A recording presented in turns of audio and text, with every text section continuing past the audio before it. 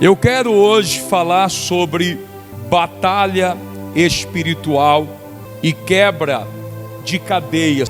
Por favor, pegue a sua Bíblia no livro de Atos dos Apóstolos, capítulo 12, versículo 3 em diante. Quando Herodes viu quanto isso agradava os judeus, ou seja, a perseguição aos cristãos, também prendeu Pedro durante a celebração da festa dos pães sem fermento. Depois lançou na cadeia, sobre a guarda de quantas escoltas? Cada uma com 4 soldados. A intenção de Herodes era apresentar Pedro aos judeus para julgamento público depois da Páscoa. Enquanto Pedro estava no cárcere, a igreja orava fervorosamente a Deus por ele. Na noite antes de Pedro ser levado a julgamento, ele dormia preso com 2 correntes entre 2 soldados, e outros montavam guarda na porta da prisão. De repente, uma luz intensa brilhou na cela, e um anjo do Senhor apareceu. Tocou no lado de Pedro para acordá-lo e disse: depressa, levante-se. E as correntes caíram dos pulsos de Pedro. Então o anjo lhe disse: vista-se e calce as sandálias. E Pedro obedeceu.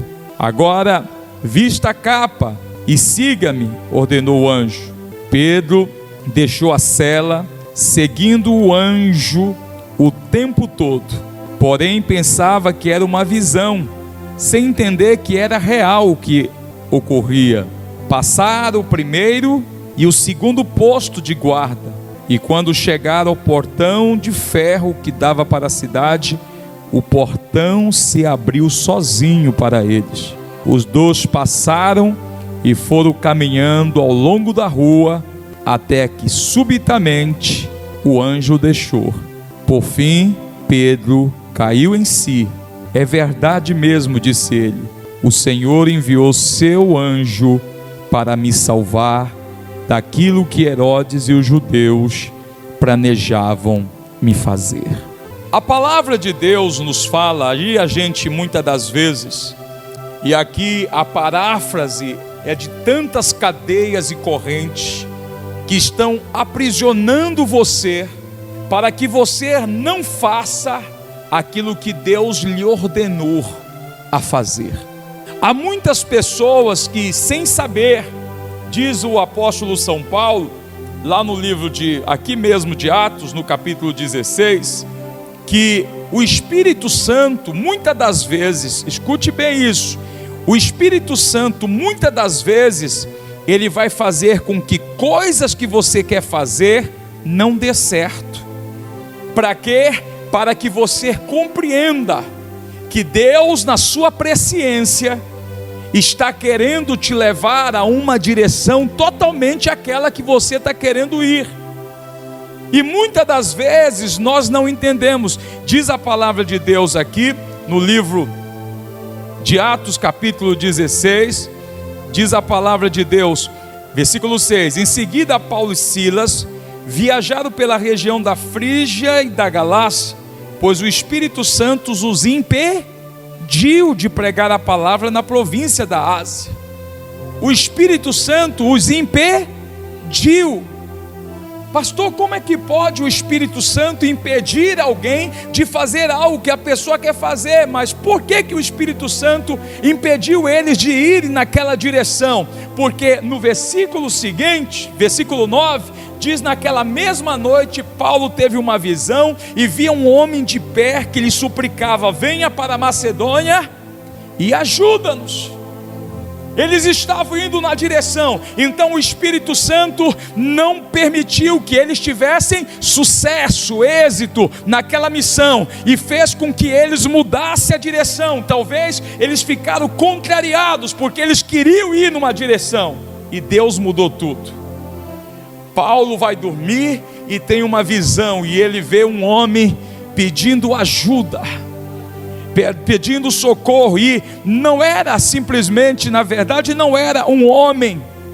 Diz a Bíblia que quando Paulo chega, eles partem para a região da Macedônia, E quando eles chegam naquela região da Macedônia, eles encontram uma mulher, Lídia, uma mulher que servia a Deus, que era temente, mas precisava reconhecer Jesus como Salvador.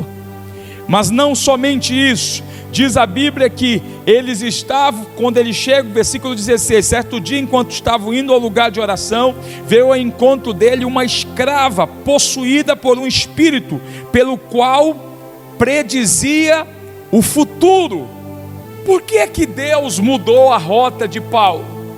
Por que é que Deus mudou a condução da vida de Paulo? Por que é que ele não teve êxito em uma direção? Porque Deus estava preocupado com duas pessoas. Uma era Lídia, e a outra era uma moça que estava sendo escravizada por espíritos que traziam adivinhações para ela, e ela predizia o futuro das pessoas, falava sobre o futuro das pessoas, e com suas adivinhações ganhava muito dinheiro para os seus senhores. Eu às vezes fico lendo esse versículo e pensando, quantas pessoas que nós, igreja, Deus está nos mostrando, nos revelando, a você moça, você moço, você senhora, você senhor, quantas pessoas estão clamando, dizendo, passa pela minha casa, passa pela minha rua e me ajuda. Pessoas que estão escravizadas pelo tráfico, escravizadas por pessoas que estão escravizando pessoas nas drogas, simplesmente para terem lucros, para ter dinheiro, para ganhar recursos. E você sabe que ainda hoje, quando uma pessoa é liberta das drogas, quando uma pessoa é liberta da escravidão, do vício, da cachaça, da prostituição, da jogatina, você sabe o que acontece? Os senhores, eles começam a sentir ódio.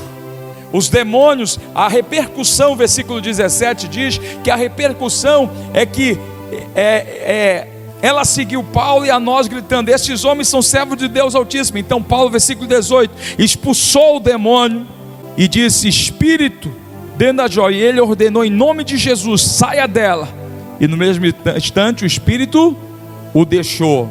Mas olha o que diz, quando os senhores da escrava viram que suas expectativas de lucro haviam sido frustradas, agarraram Paulo e Silas e o arrastaram à presença das autoridades na praça do mercado. Eu estou falando isso para você entender que toda ação tem uma reação. Você está pensando que se você não tiver vigilante, se você não tiver vida com Deus, que você vai conseguir arrancar aquele teu parente que está nas drogas? Você está pensando que vai conseguir arrancar o teu cunhado que está lá viciado em jogo, que está lá maltratando a tua irmã? Você está pensando que vai conseguir libertar o teu marido que está nas margens da sociedade, vivendo na mesa de bar, escravo de bebida alcoólica? Não, porque você não vai ter autonomia espiritual. Sabe por quê? Esses lugares, eles são controlados por dominadores, que a Bíblia fala lá em Efésios, nossa luta não é contra a carne nem contra o sangue, mas contra os dominadores deste mundo tenebroso. Esses demônios que são chamados de dominadores, aonde eles estão? Nos bares, nos prostíbulos, nas casas de fumo, de venda de droga. Eles estão lá, eles armam o trono deles lá. Se você tentar arrancar alguém de lá, você gera prejuízo para as trevas. Ah, pastor, você gera prejuízo. Então você tem que entender que você não está lutando contra inimigos de carne e sangue, mas contra governantes e autoridades do mundo invisível, contra grandes poderes deste mundo de trevas, contra os espíritos malignos nas esferas espirituais, que estão nos bares, nos prostíbulos, nas casas de jogatina. Eles estão nas esquinas. Se você pudesse ver agora, você veria como eles escravizam essas pessoas, como eles têm domínio. Volta lá, NVI, por favor, parte B. Por favor, leia comigo, contra os dominadores deste mundo.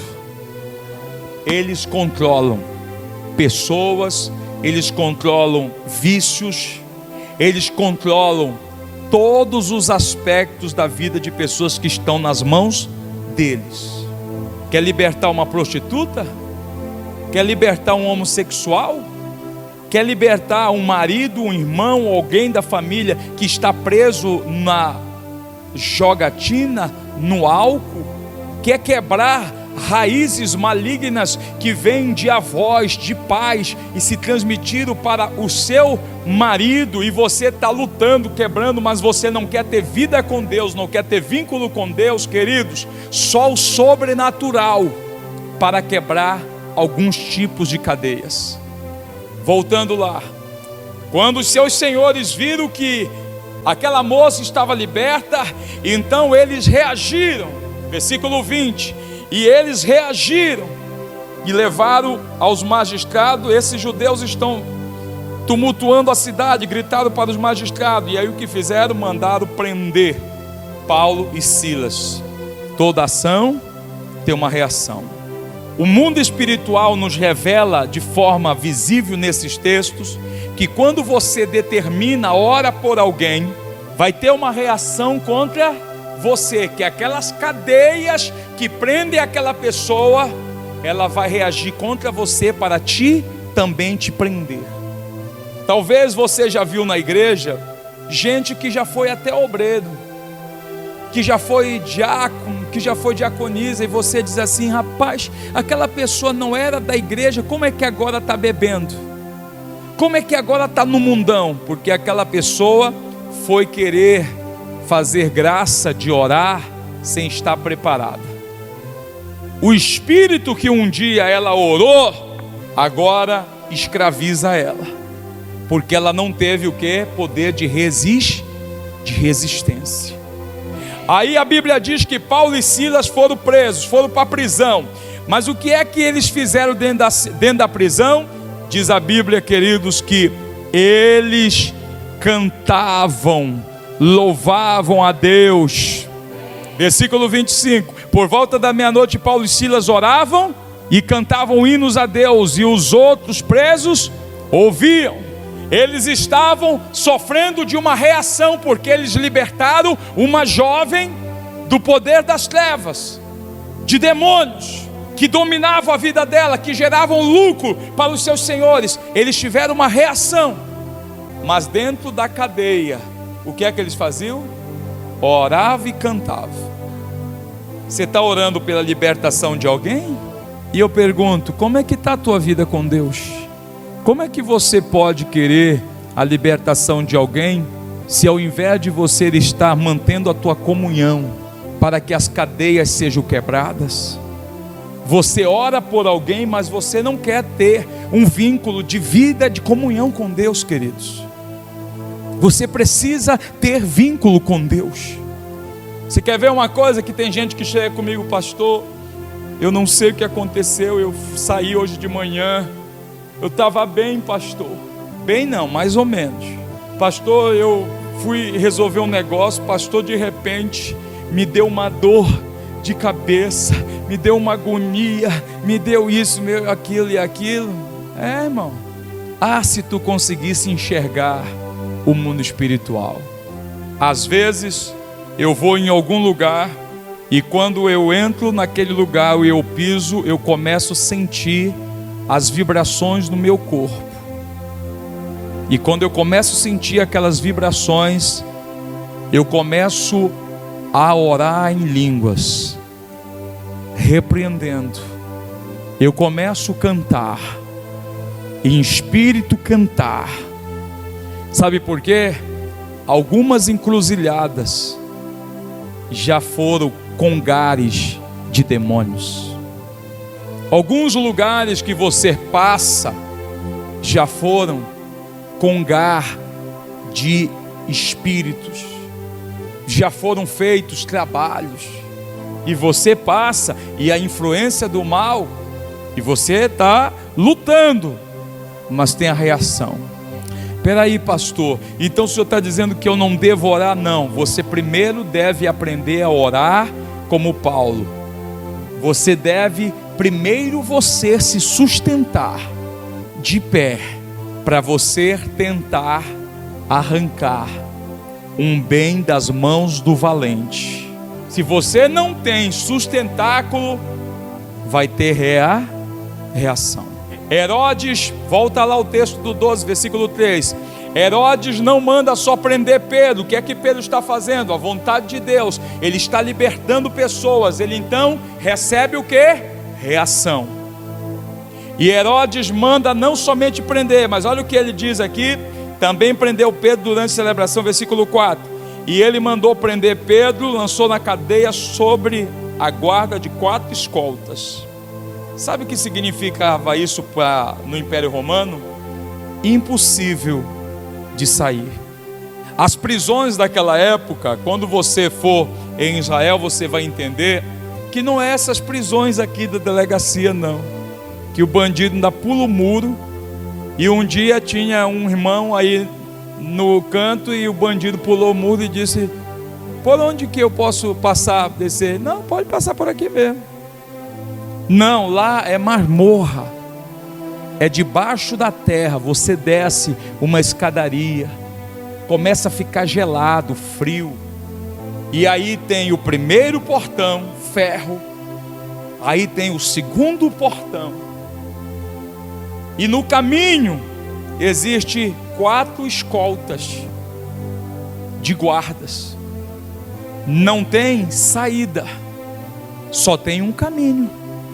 Como é que sai? Era quase impossível. Só que Pedro estava lá. Olha o que diz a Bíblia. Ele queria levar Pedro a julgamento perante o público depois da Páscoa. E olha o que diz aqui a palavra, por favor. Enquanto Pedro estava no cárcere, tinha o quê? Tinha cobertura espiritual. Tem alguém preso por cadeias e grilhões? Eu pergunto, enquanto essas pessoas estão lá presas, onde você está? Você está na igreja? Ah, porque o meu marido está escravo do vício, está escravo disso, está escravo daquilo, porque... E aonde é que tu estás? Acompanhando ele? Ou tu estás caminhando em direção à igreja para orar para Deus quebrar as cadeias da vida dele? Ou tu está, não pastor, é porque eu fumei com ele, eu bebi com ele, então não quer ser liberto. Pelo contrário, quando vier a reação do inimigo, você vai sofrer. Aí ao invés de melhorar, piora, porque o inimigo começa, como diz a Bíblia, ele volta e traz com ele mais 7. E o estado daquela pessoa que já era difícil se torna 7 vezes pior. Queridos, o primeiro que nós lemos aqui para você entender, para os judeus, tem diz assim, pastor, é quase impossível alguém ser liberto quando está no vício. Não, queridos, a oração do justo, a oração de uma mulher, de um homem, de um filho determinado, pode fazer coisas extraordinárias. Extraordinárias. A escolta, quando a Bíblia diz que estava cercando Pedro, a igreja, versículo 4, aquelas 4 escoltas que estavam vigiando ele, versículo 4, estavam vigiando ele, isso aqui indica para os romanos ser quase impossível alguém ser liberto. Só que o nosso Deus é um Deus que não há nada para ele difícil. Ele disse em Jeremias capítulo 32, versículo 17, diz a palavra de Deus: ó soberano Senhor, tu fizestes os céus e a terra com a tua mão forte e teu braço poderoso, nada é difícil demais para ti. É difícil para mim, Senhor. Eu não incomodo Deus com aquilo que eu posso resolver. Pare de estar incomodando Deus porque tu está com dor de dente, vai no dentista. Ora, para de ficar, ai Senhor, estou com uma dor na cabeça, porque eu comi alguma coisa que me fez mal. Então para de comer. Incomode Deus, importune Deus por aquilo que para você é impossível, que saiu do teu controle. Olha, Deus, eu não sei mais o que fazer, saiu do meu controle. Meu marido antes bebia só domingo, agora ele bebe sexta, sábado e domingo. Aí agora piorou, que eu comecei a frequentar a igreja e orar por ele, e agora ele bebe desde quarta. Reação. Pois eu já digo para as pessoas que quando há essa reação, é o sinal de que Deus está trabalhando. É que o diabo está tão furioso, que ele está tentando fazer com que você desista. Mas se você vê alguém dizer, pastor, quanto mais eu oro, mais assombração me aparece. Não, a assombração é o diabo querendo que você desista. Queridos, nada é difícil demais para Deus. O versículo 27, nesse mesmo capítulo 32, versículo 27, Deus nos fala da mesma coisa. Ele diz: eu sou o Senhor, o Deus de toda a humanidade. Acaso alguma coisa é difícil demais para mim? Deus nos perguntando: será que é difícil para mim quebrar as cadeias que oprime a tua família, que oprime o teu casamento, que oprime a tua vida? Será que é difícil para mim? Deus está dizendo para nós: é claro que não há nada difícil. Diga: não há nada difícil para Deus. Voltando lá no texto, o segundo aspecto que eu quero destacar para que Deus ele quebre as cadeias, o jugo de tudo aquilo que planejam contra você ou contra a tua família. O versículo 5, o aspecto da oração. Queridos, oração, todos oravam fervorosamente. Tem gente que não gosta de orar. Tem gente que até quando a gente está aqui, eu digo, vamos orar, irmão. Ele faz a oração do pato. Fecha um olho e deixa o outro aberto. Não foca. Oração. O texto lá de 1 João, capítulo 3, versículo 21, nos dá essa receita. 1 João, capítulo 3, versículo 21. Amados, se a consciência não nos condena, podemos ir a Deus com total confiança. O que é que ele está dizendo? Não ore a Deus se você está todo errado. Aliás, não ore da forma que muito crente quer orar.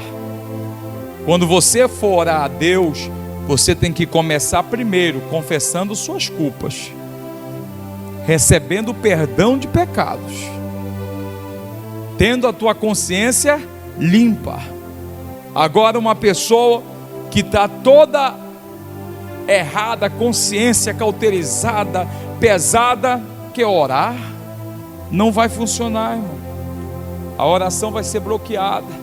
Então o aspecto, você que intercede, você tem que estar em paz com Deus. Se hoje está aqui para orar por você ou para interceder por alguém, não importa, você tem que estar em paz com Deus. Aí ele diz, versículo 22, não há nada, por favor, e dele receberemos tudo o que pedirmos, pois lhe obedecemos e fazemos o que lhe agrada. Dele receberemos tudo o que lhe pedirmos.